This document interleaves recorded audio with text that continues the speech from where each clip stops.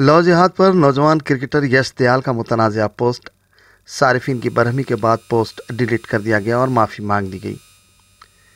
दिल्ली में चंद दिन कबल साहिल नामी नौजवान की जानिब से साक्षी नामी 16 साल लड़की को बेदर्दी से कत्ल कर देने के वाक़े को जहां सोशल मीडिया में बाज़ फ़िरक़ा परस्त ज़हनीत रखने वाले इसे लौ जिहाद करार दे रहे हैं, तो वहीं दूसरी जानिब गुजरात टाइटंस के नौजवान बॉलर यश दयाल ने भी इस कत्ल का हवाला देते हुए लौ जिहाद के नाम से एक मुतनाज़ा कार्टून पोस्ट की।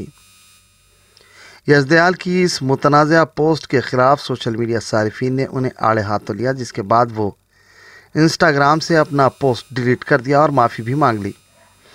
यश दयाल की इंस्टा पोस्ट में तस्वीर के साथ इस तरह के अल्फाज दर्ज हैं: कोई लौ जिहाद नहीं है, ये सब झूठा प्रोपगंडा है, मैं वाकई तुमसे प्यार करता हूँ। मुस्लिम शबाहत रखने वाला एक शख्स मोहब्बत में मुब्तला होने का बहाना करता है और आँखों पर पट्टी बांधी एक नौजवान औरत को अपने पीछे चाकू थामे हुए मोहब्बत का पेशकश करता है। इसके जवाब खातून कहती है कि मैं जानती हूँ कि आप ऐसे शख्स नहीं हैं अब्दल, मैं तुम पर अंधा भरोसा करती हूँ। इसके बाद वो शख्स उसका कत्ल कर देता है।